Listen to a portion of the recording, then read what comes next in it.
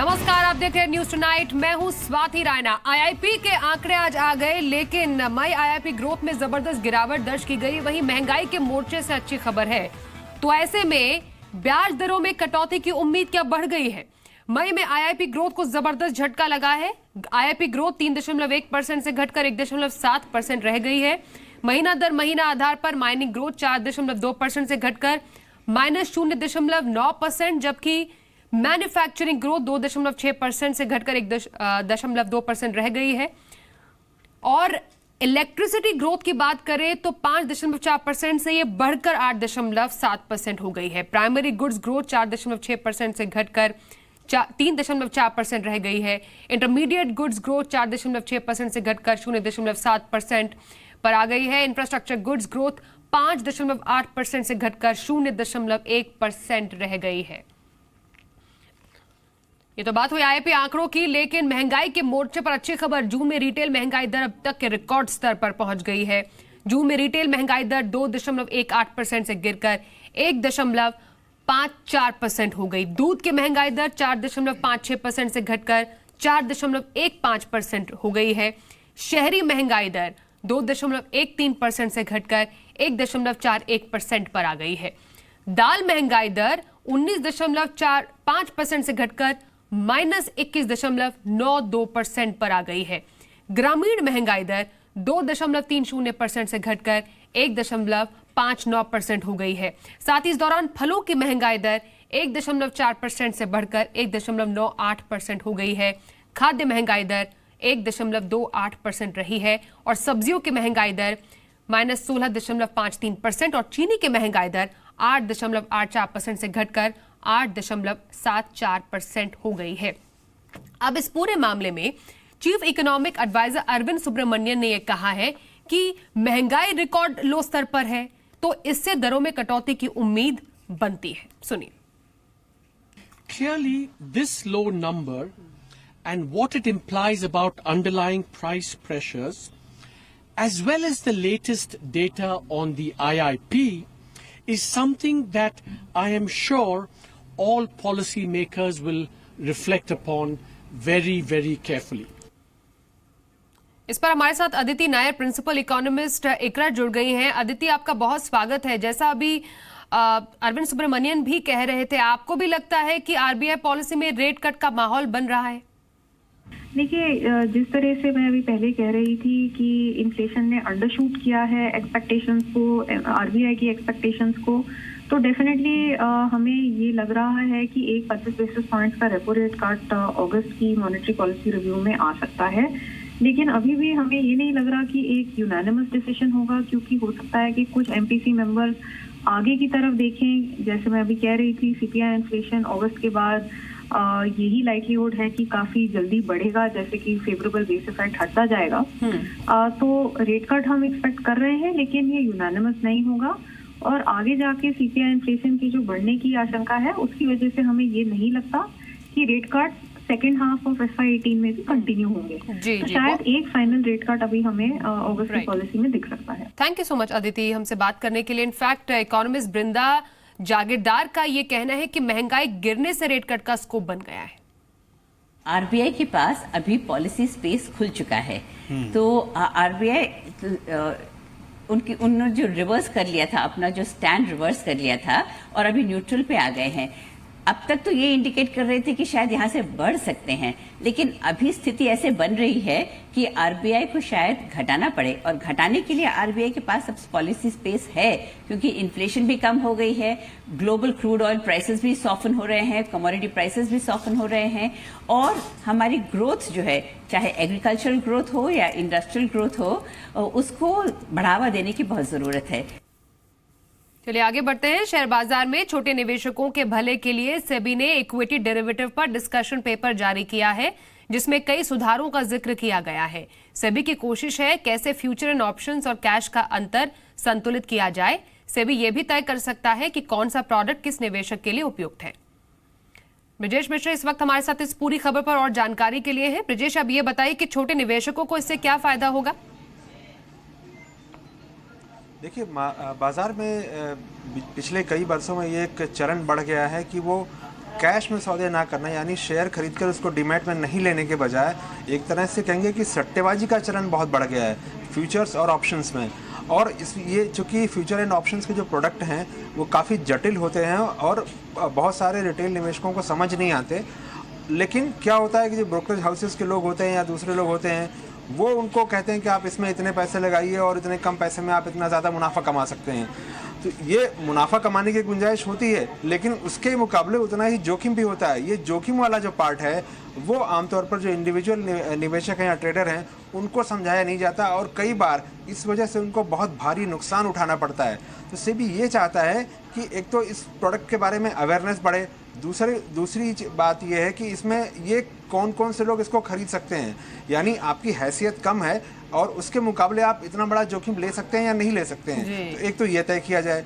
दूसरा ये है कि इस तरह के प्रोडक्ट में का जो लॉट साइज है वो बढ़ाया जाए ताकि बहुत बड़ी संख्या में आप एक अगर उदाहरण देखें तो ऑस्ट्रेलियन स्टॉक एक्सचेंज में जहां कैश और F&O का अनुपात करीब 2.25 गुना 2.5 गुना है, वहीं भारत में करीब ये 16 गुने के आसपास है। यानी अगर 100 रुपये कैश में सौदा हो रहा है तो 1600 रुपये F&O में सौदा हो रहा है, जो कि बहुत बड़ा असंतुलन है। आमतौर पर दुनिया के जो बाकी बड़े बाजार हैं कोरिया को छोड़कर, तो इतना ज़्यादा असंतुलन कहीं नहीं है। और इससे जो है वो रिटेल निवेशकों के लिए, जो छोटे निवेशक हैं जो समझ नहीं पाते उस प्रोडक्ट की कॉम्प्लेक्सिटी के लिए, उनके लिए बहुत बड़ा जोखिम होता है। और अगर लोग इस तरह का जोखिम एक बार खा लेते हैं तो फिर वो शेयर बाजार की ओर रुख नहीं करते, जो कि सेबी नहीं चाहता है कि ऐसा हो लोगों के साथ। जी जी जी, तो ये छोटे निवेशकों के लिए अवेयरनेस का काम भी करेगा। बहुत शुक्रिया ब्रिजेश इस पूरी खबर पर डिटेल में जानकारी देने के लिए। चलिए अगली बड़ी खबर का रुख कर लेते हैं।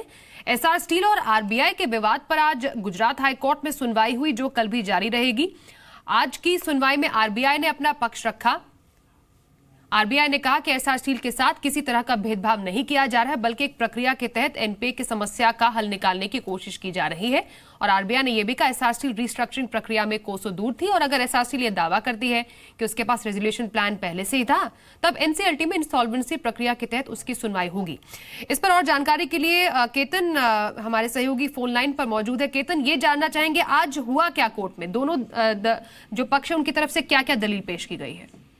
देखिए, आज महत्वपूर्ण दिन था और आरबीआई ने अपना मजबूत पक्ष रखा और न केवल एसआर स्टील के बारे में उन्होंने गुजरात हाईकोर्ट को बताया, लेकिन ये भी कहा कि जो 12 कंपनी को हमने आइडेंटिफाई किया है जिसकी एनपीए हो चुकी है, और वो एनपीए का आंकड़ा इतना बड़ा है कि जो देश का कुल एनपीए है 7.5 लाख करोड़, उनमें 25% ये 12 कंपनी के अंदर ही आ जाता है। तो ये एक बहुत बड़ा मुद्दा है और ये पैसा है वो भारत के आम नागरिकों का है।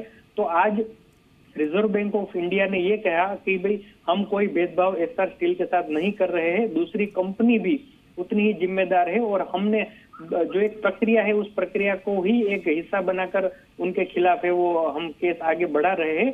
तो कल भी इस मुद्दे पर सुनवाई जारी रहेगी और रिजर्व बैंक ऑफ इंडिया है वो अपना पक्ष और मजबूत तरीके से रखेगा। एसआर ने इससे पहले जो 2 सुनवाई हुई थी उनका पक्ष एसआर ने रख लिया है, लेकिन अब आरबीआई है वो पूरी तरह से अपना पक्ष रखेगा और शायद कल कोर्ट है वो कुछ नतीजे पर आ सकता है। जी, इस पर नजर जी बिजनेस की भी लगातार बनी रहेगी और इस पूरी खबर से रिलेटेड अपडेट सबसे पहले आप जी बिजनेस पर देख पाएंगे। बहुत शुक्रिया केतन इस पूरी खबर पर डिटेल में जानकारी देने के लिए।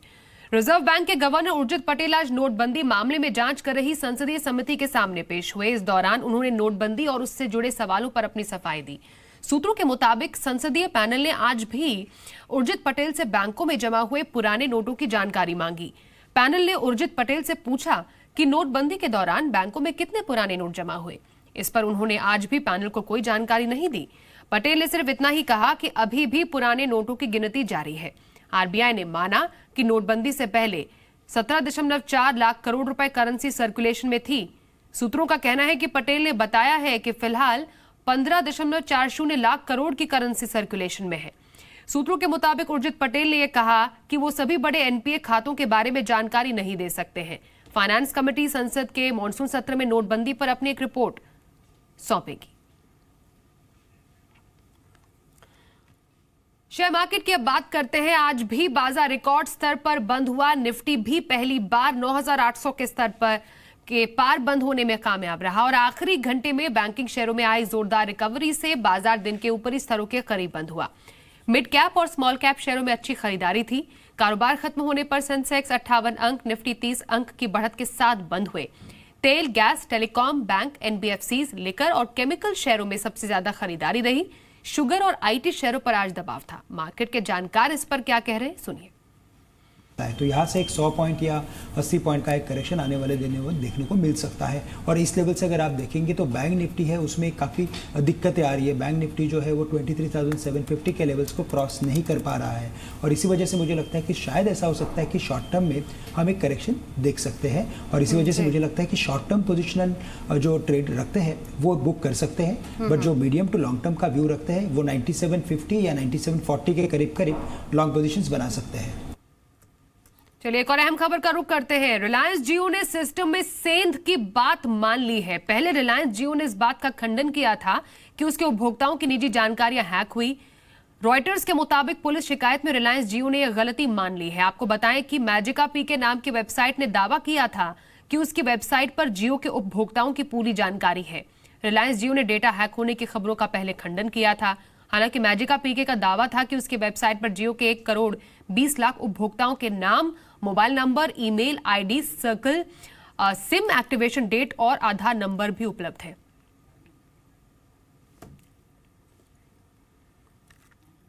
तो देखिए, पहले तो आरजीओ ने इस बात को पूरी तरह से झुठला दिया और अब डेटा लीक होने की बात उसने मान ली है। आपको बताया कि मैजिका पी के नाम की वेबसाइट ने यह दावा किया कि वेबसाइट पर जियो के उपभोक्ताओं की पूरी जानकारी है। मेरे सहयोगी असीम मनचंदा फोन लाइन पर हमारे साथ है। असीम, पहले तो झुठलाया, अब मान लिया, अब आगे क्या जो course of plan of action वो क्या रहेगा? देखिए, तो कंप्लेंट जो है पुलिस को दिया है उसमें उसने ये कहा है कि हमारा जो है डेटा लीक हुआ और हमें इन आदमियों के ऊपर शक है। उसने उन सेक्टर में एक आदमी को डिटेन जो है वो भी किया गया, उससे पूछताछ जो है वो जारी है कि ये सेंध उनके जो डाटा में जो है वो लगी तो किस तरह से लगी, क्या उसको किसी पेन ड्राइव पे डाउनलोड किया गया या किसको किसी सर्वर पर डाउनलोड किया गया या उसको हैक किया गया, इस बात की अभी जांच जो है अभी चल रही है। हालांकि अभी रिलायंस जो है कह रहे हैं कि डाटा जो था वो ऑथेंटिक नहीं था, तो ये रिलायंस जो का एक जो स्टेटमेंट है वो सामने निकल करके आया। पुलिस इस पूरे मामले की जांच जो है वो कर रही है और जल्दी इस मामले में बड़ा खुलासा जो है वो हो सकता है। जिनकी जानकारी लीक हुई असीम, वो क्या करे जो तमाम उपभोक्ता हैं? देखिए, अभी तक किसी भी उपभोक्ता ने आगे बढ़कर के इसको लेकर के कोई भी शिकायत जो है वो नहीं की है। हालांकि कई वेबसाइट ने ये दावा किया था कि कुछ लोगों के आधार कार्ड, उनका डेट ऑफ एक्टिवेशन, उनका नाम और एड्रेस जो है वो सब लीक हो गया था। तो अभी तक किसी ने भी इसको लेकर की कंप्लेंट जो है वो दर्ज नहीं की है। अभी साथ ही साथ रिलायंस का ये कहना है कि डाटा जो है पूरी तरह से ऑथेंटिक जो है वो नहीं है। पुलिस इस मामले की जांच कर रही है और मामले में जिस तरह से हो सकता है कि आने वाले दिनों में और भी गिरफ्तारियां हो। जी, शुक्रिया असीम और जानकारी के लिए आपका।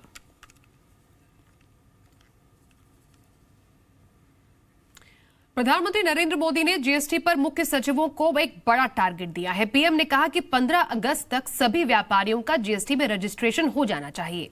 प्रधानमंत्री ने मुख्य सचिवों से कहा कि वो इस दिशा में तेजी से काम करें। प्रधानमंत्री आज प्रगति की बैठक में सीपीडब्ल्यूडी से जुड़ी दिक्कतों की समीक्षा कर रहे थे। उन्होंने शहरी विकास मंत्रालय को इसकी मॉनिटरिंग करने का भी निर्देश दिया। पीएम ने सीपीडब्ल्यूडी अधिकारियों से कहा कि वो सभी वेंडर्स को सरकार के ई मार्केटप्लेस पर आने के लिए प्रोत्साहित करें। प्रधानमंत्री ने रेलवे, रोड और पेट्रोलियम सेक्टर से जुड़े इंफ्रा प्रोजेक्ट में प्रोग्रेस की भी समीक्षा की है। अब आपके लिए जरूरी खबर, आप पुराना गोल्ड बेचते हैं तो आपको 3% जीएसटी चुकानी होगी, लेकिन अगर आप पुराने गोल्ड के बदले नया गोल्ड खरीदते हैं तो आपको कोई टैक्स नहीं देना होगा। सरकार ने गोल्ड पर लगने वाले जीएसटी पर सफाई दी है। गोल्ड पर 3% जीएसटी लगता है। अभी तक लोगों में एक कंफ्यूजन था कि पुराने गोल्ड की बिक्री पर जीएसटी देना होगा या नहीं, लेकिन अब सरकार ने साफ कर दिया है कि अगर कोई पुराना गोल्ड बेचता है तो उसे 3% जीएसटी चुकाना होगा। वहीं टूर ऑपरेटर्स को ये उम्मीद थी कि जीएसटी से टूर और ट्रैवल पैकेज को काफी फायदा होगा, लेकिन उनका ये कहना है कि मामला उल्टा हो गया है। टूर ऑपरेटर्स के मुताबिक टूर पैकेजेस जीएसटी के बाद महंगे हो रहे हैं। डबल टैक्सेशन होने से टूर ऑपरेटर्स को ज्यादा टैक्स देना पड़ रहा है। जीएसटी के बाद टूर पैकेजेस में यूं तो मामूली बढ़ोतरी की उम्मीद की जा रही थी, लेकिन असल में ग्राहकों पर इसका अच्छा खासा असर पड़ रहा है। कई सेवाओं पर टैक्स के बदले पहले मिलने वाली राहत अब खत्म हो गई है। पहले टूर ऑपरेटर्स को सेवाओं पर इनपुट क्रेडिट मिलता था, लेकिन जीएसटी में अब ये बंद है। इसी तरह इकोनॉमी क्लास टिकट पर 5% जीएसटी लेकिन इनपुट क्रेडिट नहीं है, जबकि बिजनेस क्लास पर 12% जीएसटी के साथ इनपुट क्रेडिट सुविधा है। टिकट के फ्यूल सरचार्ज पर जीएसटी से भी लागत बढ़ी है। फ्यूल सरचार्ज आमतौर पर टिकट रेट के 23% के बराबर होता है। जो नया रूल आया है उसमें ये कहा है कि आप 5% टैक्स पे टैक्स चार्ज करेंगे, क्योंकि देखिए जो कस्टमर है वो एयरलाइन के ऊपर भी टैक्स दे चुका है, वो होटल रूम पे भी टैक्स दे चुका है, साइट सीइंग पे भी दे चुका है, कार हायर पे भी दे चुका है, क्रूज पे भी दे चुका है। उसके ऊपर सब कुछ मिला के उसके ऊपर आप 5% ये चार्ज करेंगे और उसका सेट ऑफ भी नहीं मिलेगा, तो निश्चित बात है भाव तो बढ़ने वाले। सर्विस टैक्स की दर बढ़ने के साथ साथ कई सारी पेचीदगियां भी साथ आ गई है। जैसे एयर टिकट बुक करने के साथ साथ होटल भी बुक किया तो दोनों के ऊपर लगने वाले टैक्स के अलावा 5% अतिरिक्त जीएसटी लगेगा। बिलिंग में भी परेशानी आ रही है। अलग अलग सेवाओं पर जीएसटी की दर अलग अलग है। ऐसे में सॉफ्टवेयर को नए रेट के हिसाब से डालने में दिक्कत आ रही है। होटल रूम में ही 4 तरह की जीएसटी स्लैब है, एयर टिकट में भी 2 तरह के स्लैब है, जबकि फॉरेन एक्सचेंज में भी जीएसटी की 3 तरह की दरें हैं। होटल्स के लिए भी अलग अलग स्लैब्स लगाए गए हैं कि कुछ अमाउंट से कुछ अमाउंट है तो 12%, कुछ अमाउंट है तो 18%, 7,500 से ऊपर की रूम है तो 28%। तो ये सारे जो डायनामिक्स है उनको उनके सॉफ्टवेयर में बिल्टअप करने पड़ेंगे, जिससे उनको कैलकुलेट करना पड़ेगा, आइडेंटिफाई करके रिवर्स चार्ज में टैक्स पे करना पड़ेगा और उसका क्रेडिट भी नहीं मिल पाता है। तो आई थिंक ये इश्यूज है which is making them struggle. फिलहाल बड़े टूर ऑपरेटर्स लाखों रुपए खर्च कर सॉफ्टवेयर नए सिरे से तैयार कर रहे हैं, लेकिन छोटे टूर ऑपरेटर्स अब भी काफी उलझन में हैं। अनुराग शाह, जी मीडिया, मुंबई। नोएडा, ग्रेटर नोएडा और यमुना प्राधिकरण की सीएजी जांच के आदेश उत्तर प्रदेश सरकार ने दे दिए हैं। सरकार के आदेश के बाद अथॉरिटी में हड़कंप मच गया है। आपको बताएं, इससे पहले यूपी की योगी सरकार ने गाजियाबाद डेवलपमेंट अथॉरिटी की सीएजी जांच के आदेश दिए थे। यूपी के उद्योग मंत्री सतीश महाना ने कुछ दिन पहले ही संकेत दिए थे कि नोएडा, ग्रेटर नोएडा अथॉरिटी और यमुना अथॉरिटी की सीएजी जांच के आदेश दिए जा सकते हैं।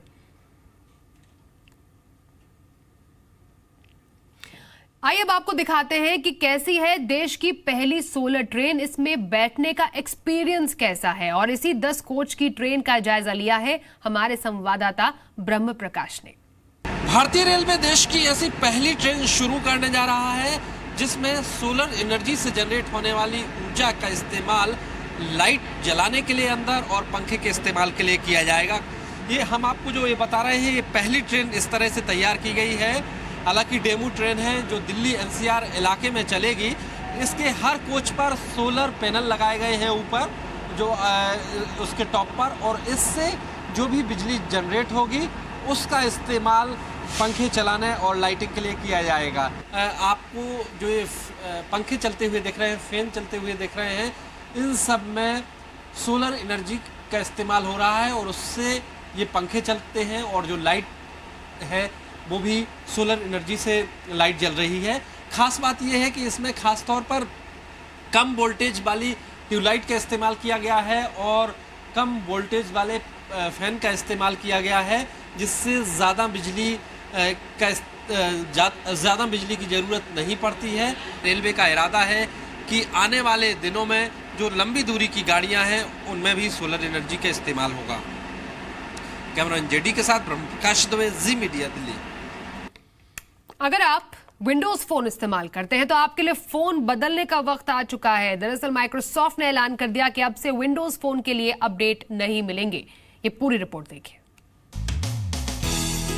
अक्टूबर 2010 जब पहली बार माइक्रोसॉफ्ट ने स्मार्टफोन कारोबार में अपने कदम बढ़ाए, उस वक्त पूरी दुनिया में हल्ला मच गया था कि दुनिया की सबसे बड़ी सॉफ्टवेयर कंपनी अब स्मार्टफोन भी बनाएगी और एंड्रॉइड और आईफोन्स को धूल चटाएगी।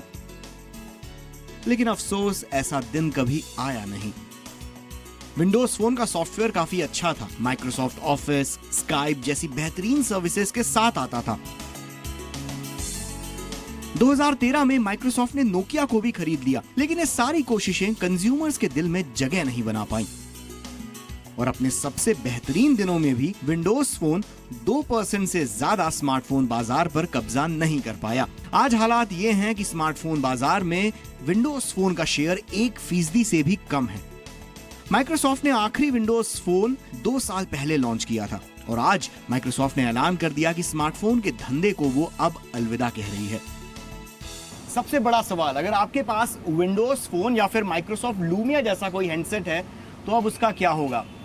देखिए, अगर आपका फोन माइक्रोसॉफ्ट के विंडोज 8.1 ऑपरेटिंग सिस्टम या उससे पुराने वर्जन पर चलता है, फिर तो आपके फोन को दवाओं की नहीं दुआओं की जरूरत है, आप उसे फौरन बदल डालिए, क्योंकि माइक्रोसॉफ्ट अब उसके ऊपर कोई भी सॉफ्टवेयर अपडेट देगा नहीं। पर अगर आपका phone Windows mobile 10 operating system पर चलता है तो आपके पास थोड़ा वक्त जरूर है, हाल फिलहाल सॉफ्टवेयर अपडेट्स मिलेंगे, पर देर सवेर उसका हश्र वही होगा जो इस फोन का होना है। तो बेटर ये है कि अभी के अभी फौरन अपना फोन बदल डालिए।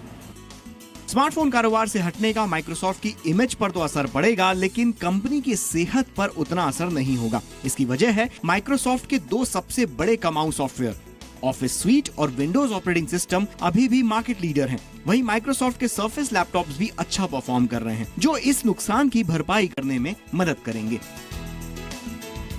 अभिषेक तेलंग, जी मीडिया। तो विंडोज फोन नहीं तो आपके पास कई ऑप्शंस है, जैसे कि मोटोरोला ने भारत में मोटो E4 प्लस नया स्मार्टफोन लॉन्च कर दिया। इस फोन की कीमत 9,999 रुपए है और ये सिर्फ फ्लिपकार्ट पर उपलब्ध होगा। मोटो E4 प्लस में पावरफुल 5000 mAh बैटरी है। इस फोन में 3GB रैम 32GB स्टोरेज दी गई है। मोटो E4 प्लस का रियर साइड मेटल का है और फ्रंट में होम बटन दिया गया है, जिसके नीचे फिंगरप्रिंट सेंसर है। इसमें 3.5 mm का ऑडियो जैक है। मोटो E4 प्लस में वाटर रेपेलेंट नैनो कोटिंग भी दी गई है। ये फोन एंड्रॉइड 7.1.1 नोगट पर चलता है। इसमें 1.3 GHz quad core MediaTek SoC processor दिया गया है। फोन के बाद अब गाड़ियों की भी बात कर लेते हैं। वॉल्वो ने V90 cross country car launch कर दी है। इस कार की एक शोरूम कीमत 60 लाख रुपए रखी गई है। ये एक एस्टेट कार है। इसमें सेडान की लग्जरी और SUV जैसा ग्राउंड क्लियरेंस दोनों मौजूद है। कार वॉल्वो के S90 सेडान के आधार पर ही बनी हुई है।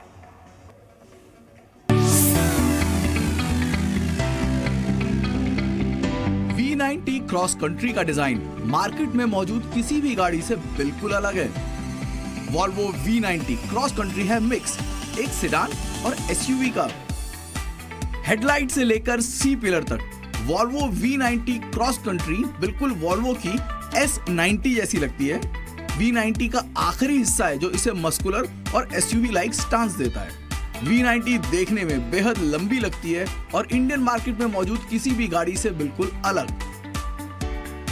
S90 और XC90 की तरह V90 में भी ब्रांड न्यू वॉल्वो इंटीरियर्स दिए गए हैं। इन शॉर्ट, प्रीमियम और एलिगेंट। वुड की जगह टेक्सचर्ड एल्यूमिनियम का इस्तेमाल किया गया है। 3 layer dash, double stitch leather और 12 इंच का टच स्क्रीन, यानी कि मॉडर्न येट मिनिमलिस्टिक। लेकिन मेरा फेवरेट है 19 स्पीकर का पावर्स एंड विल्किंस का साउंड सिस्टम, जो कि इस सेगमेंट में बेंचमार्क क्रिएट करता है। इंस्ट्रूमेंट क्लस्टर ऑल डिजिटल है, जहां आपको गाड़ी से जुड़ी हर इंफॉर्मेशन मिलती है। ड्राइवर और पैसेंजर कंफर्ट को एक कदम आगे ले जाते हुए cool and heated massage function front seat दिए गए हैं। ये सीट्स इलेक्ट्रिकली एडजस्टेबल हैं, लेकिन as I said only for front passengers. V90 cross country का D5 इंजन इंप्रेसिव है और इसका 8 स्पीड ऑटोमेटिक ट्रांसमिशन काबिले तारीफ। स्टीयरिंग बिल्कुल सटीक है और डायरेक्शन चेंज करने का अपना ही मजा है। V90 क्रॉस कंट्री कुल मिलाकर on road of road surprising है।